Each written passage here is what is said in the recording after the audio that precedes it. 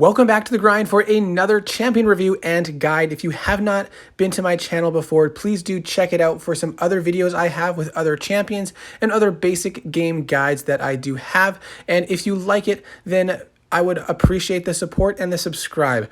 Odin is a great champion now, and look at that burst damage that is going over the damage cap in Labyrinth of Legends. So we're dealing over 100,000 burst damage after that special 2, and that does break the damage cap. Now this clip was sent to me by a teammate of mine. I really appreciate that being sent. I'm using my 3-star Odin to demonstrate how to use Odin against Winter Soldier. So Odin starts with those 3 buffs, a Aptitude, Fury, and Armor Up.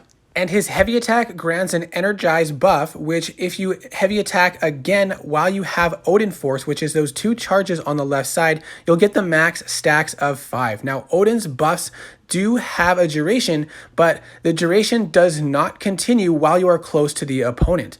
So the way you play Odin is to build up multiple buffs, and you can actually bring in Heimdall for synergies to get additional buffs, and then you build up to your special 3, and you want to throw that off again when you have the Odin Force, so those 2 charges from knocking the opponent down. That will give you another one of each of those buffs and extend the duration of all the timed buffs. You always want to end up with 2 Odin Force charges, and you'll get to 1 when you knock the opponent down with a special attack, so you'll only need to heavy attack 1 more time to get back to that 2 stacks charges. Then, when you throw off your special 2, you're dealing additional burst damage depending on how many unique buffs you have. And you can actually use the Mangog synergy, which I do not have, in order to increase that. So that burst damage on that special 2 was 17,000. But you can get even more unique buffs by throwing off your special 1 to get a true strike and block proficiency buff. So now that we've done that, we're gonna build back up to the special 2. We have to knock him down again to get the 2 Odin Force ready. And then when we throw off the special 2, we're gonna have even more burst damage than we did from the previous one, and we're going to be dealing on this one 23,000 burst damage, and this is from a 3-star, not even max rank Odin. And if you did not notice, throwing off the special 2 when you have 2 Odin Force charges refreshes the duration of all of his buffs. This allows you to indefinitely keep all these buffs active, especially with all those energized buffs. You can build up to special 2s so fast, and that's where he gets a lot of his damage. So you can deal a lot of damage really quickly because you're getting to your special 2 so much faster. So hold on, that means that you have a permanent true strike buff essentially, because you do not have to worry about it falling off. As long as you stay close to your opponent and build up to special 2s and make sure you have 2 Odin Force charges when you throw off the special 2, you'll be refreshing it, which means you can keep it active the entire fight. That might make him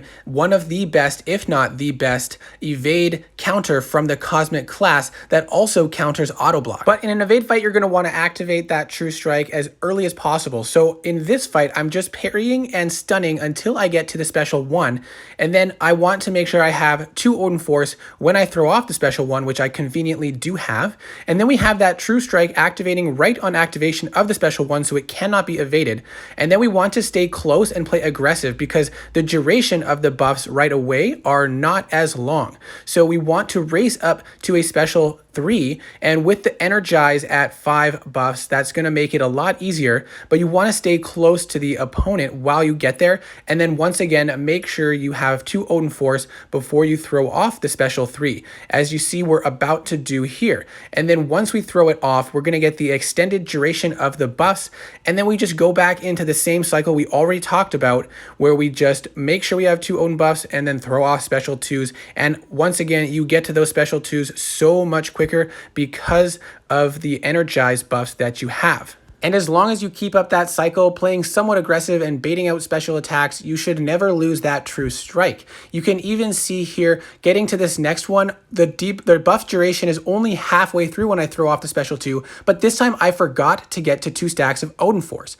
I did get the second one when I knocked him down with the special 2, but even though I forgot to do that and therefore did not refresh the buff duration, I was still able to get to another special 2 before the buffs expired, and I actually had a lot of time left, and so then I was able to refresh it with that next special 2. So Odin not only now deals tons of damage on his Odin sleep fights, but he also deals a lot more damage when he doesn't have that. So you can use him from fight to fight. The only difference now is he doesn't gain the aptitude buff, but he still is viable for every single fight on a path. He has access to armor up, which is great for certain counters, as well as fury and tons of buffs. He also has access to true strike. And as we mentioned, he can bypass the Labyrinth of Legends damage cap. So I do feel like Odin is a much better champion now and does have a place in the cosmic class that you can find great uses for in various quests. He also has a pre-fight ability that makes several champions even more insane than they already are, like Ghost.